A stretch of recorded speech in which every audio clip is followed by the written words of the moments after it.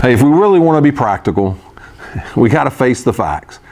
The teenagers that come to your youth ministry on any given week, even if you add up a month's worth of teenagers, can't pay your salary. So what are the people that are paying your salary looking for? I boiled it down to two basic things, and there are some others, but two really critical things that we don't always think about, and we'll talk about those today.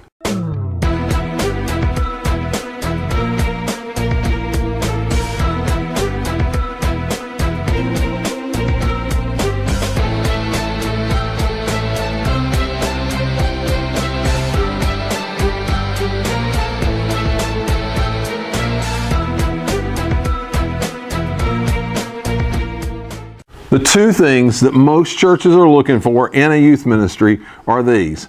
Number one, do you have enough teenagers that we're happy? Let me kind of flesh that out just a little bit. That doesn't mean you got to have 50, 60, 70 teenagers. That's an ambiguous number. It's in the back of your church's minds, how many teenagers will make us feel like we've got a good youth ministry.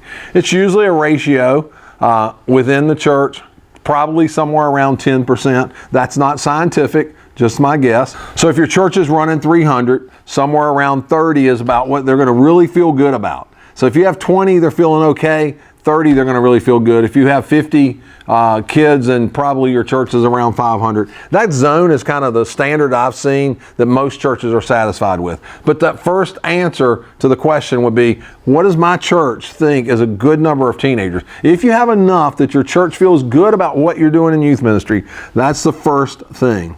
The second thing your church is really looking for out of your youth ministry is what I term, don't break our stuff. Now, as weird as that may sound, you go, what did he just say? I said, don't break our stuff. When you do youth ministry, you're using or borrowing, so to speak, a church that's not yours, if you want to think like that. The adults are the ones that paid for it, not the teenagers, and that they want the teenagers and / your youth ministry to respect their stuff. So when you do an activity in the church, you want to make sure that what happens isn't something that gets broken.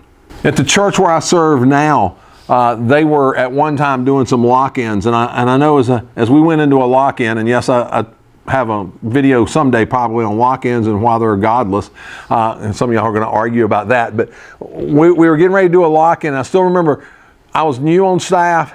We were going to play some games around the church, going to have kids sleep in the church, typical lock-in, and the minister of music came up to me, and the words that came out of his mouth was, make sure the kids don't break the soundboard. And I'm like, what? Don't break the soundboard? What do you mean?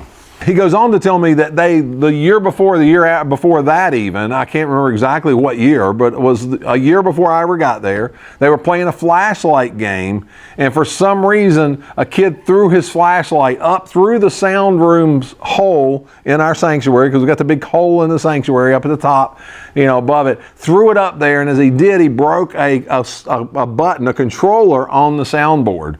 And how many hundreds of dollars it costs to have that fixed.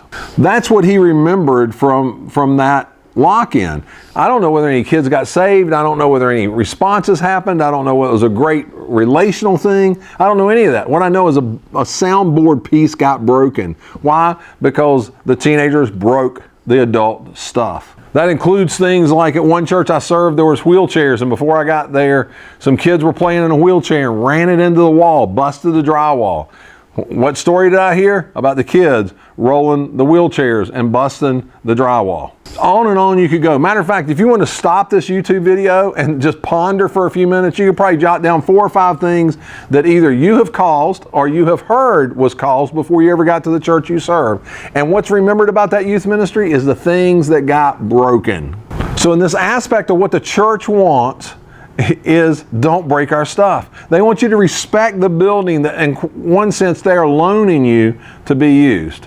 This summer with COVID-19 and trying to come up with some activities and the such, we planned to do a laser tag night. And so we ended up doing a laser tag night, and we decided, or 2 nights technically, and we decided to do them in the church. We were going to do one outside and one inside, but my intern got a regular job, so I didn't have him to help. And so I decided we're just going to do it in the church because I didn't want to set up the field out back to be able to do that. So we did it in the church. In the process of that, I made sure that the students took care of the church.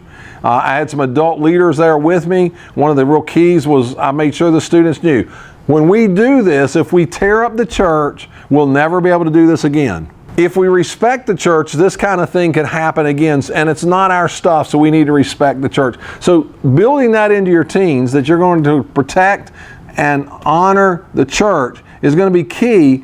And those are the two key things that your church is looking at you on, because it's stuff they can see all the time. So how many kids are usually hanging out at the church and around the church, and how much stuff gets broken or doesn't get broke.